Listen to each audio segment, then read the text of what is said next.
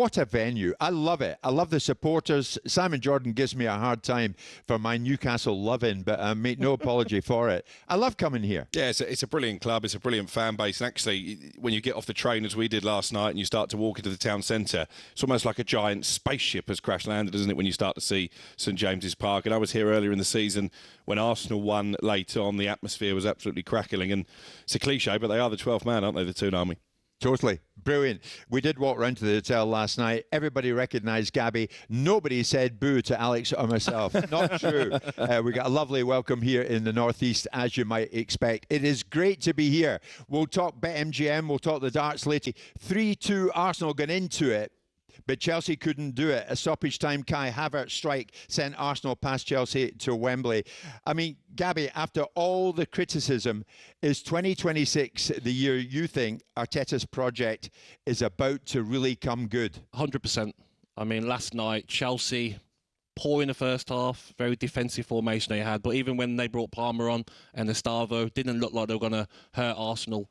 Arsenal got 20 clean sheets, Jim, in all competitions this season. Shows how good they are defensively, and they can win a game in any way. Finally, when Chelsea decided to have a go, Arsenal go up the other end and score a goal. So I think this season Arsenal definitely win the double, but they could win the treble or the quadruple. Whoa, now there you go. So from bottlers to nearly men, are we talking about a treble? Are we talking about a quadruple? Do you go with that, Alex? I don't think he's wrong. No, nor do I. I think they've got this momentum behind them. They had a little wobble of late, but they bounced back with that emphatic win at Leeds at the weekend. Now, look around Europe.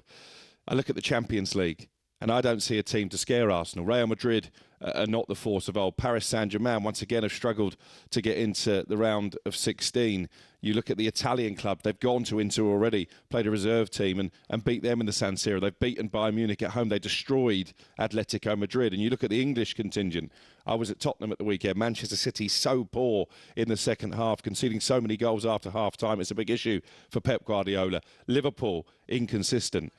I think they've got the Premier League sewn up, and I fear they're going to be European champions as well. I say I fear because their fans are going to be unbearable. Oh, okay. We know it, don't we? We've had Piers Morgan on breakfast already this morning. Yes. Comes out from behind his rock every time they win a game. But Jim, Alex, I think Arsenal have to make it count this season because Liverpool are going to get better.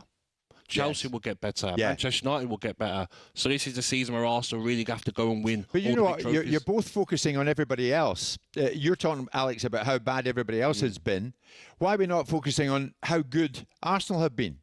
Because that's the story. Defensively. They're there on merit. Defensively, they've been exceptional. This is going to What be do you mean defensively? This is going to be a season built on defensive stability. But they're winning games, Alex. Yeah, they are. And give them credit for that because there's different ways to win games. We're at St James's Park. I remember the entertainers. You can't call Arsenal the entertainers. It's not thriller-minute football, but they're getting the job done. Yeah, you will not praise them, will you? You won't come out and say credit to them. They win big games when it matters. Yes. They are the best at the moment. They are. Yeah, for Arsenal, it's about playing well or winning trophies. Because if they played well and entertaining football and didn't win anything, then I'm sure Crookie would say Arsenal just can't get it over the line. Yeah, you've got to give them credit. You've got to, as I say, the way they've recovered from those couple of draws and the defeat at home to Manchester United, Leeds on paper, with the form Leeds have been in, looked a tricky game. Yeah. They went there and sent out a real statement. And do you know what? I think it just killed Aston Villa and Manchester City that Arsenal did that, thinking we're not going to catch these. The fact of the matter is, both City and Newcastle want to get where Arsenal got to last night, and that's to a final. Arteta isn't really that bothered, is he? This was him post-match. Well, it's the best vitamins that we can put in our bodies, because we're playing every 3 days. But the fact that you work so hard to achieve those moments and to have these moments together, it's just magical because you can see the joy, the smile, the energy in that dressing room and everybody that works at the club. So, looking forward to it. Okay, but what about Chelsea? Was it an opportunity lost? I think it probably was. I wonder how Chelsea fans felt leaving the Emirates last night when it was almost a case of, my God, we got to go, we're back in this, but it didn't happen. Do you think they're thinking so close but pretty far? Do you know what? I've been interested by the reaction of Chelsea fans that I've spoken to this morning, that they're not too downbeat about the fact they've lost a semi-final. Well, I think that tells you how far they've fallen as a football club. When you look at where they were under Roman Abramovich, they were in European finals, they were winning Premier League titles. Now, it's almost a shrug of the shoulders that they've lost a semi-final to Arsenal because they're no longer that club that can compete for the biggest prizes. I know they're the world champions. How much stock we put in that glorified friendly tournament in the summer, I think, is open to debate. But when it comes to the crunch this season, they aren't in the same stratosphere as Arsenal, and their fans just seem to accept that. Do you go with that, Gary? Do you think Chelsea approached that game last night with something of an inferiority complex? Oh, 100%. They approached that game of, if we go toe-to-toe with Arsenal, we're going to get maybe beat 3 or 4-0. So I understand when you look at man for man, Arsenal are a better side. So Liam Rosenior has thought, let me go with a 5-3-2. It looked like 5-2-3. But I didn't understand Jim and Alex with Liam Delap on the right. I mean, I could play on the wing because I was quick, but if anyone sort of striker who can't play on the wing is Liam Delap. He looked lost. He got the ball. He tried to take on Hincapié. He lost it every time. Enzo Fernandez was lost on that left-hand side as well. So Chelsea really offered nothing for 60 minutes. And even Cole Palmer coming on, Estavo coming on, didn't really change anything. Gabby, striker to striker, what's your honest opinion of Liam Delap? I met him not that long ago at the boxing. Fabio Wardley won that night against Parker. He was sitting beside me. Lovely lad, but 2 goals in 21. Yep. This isn't working, is it?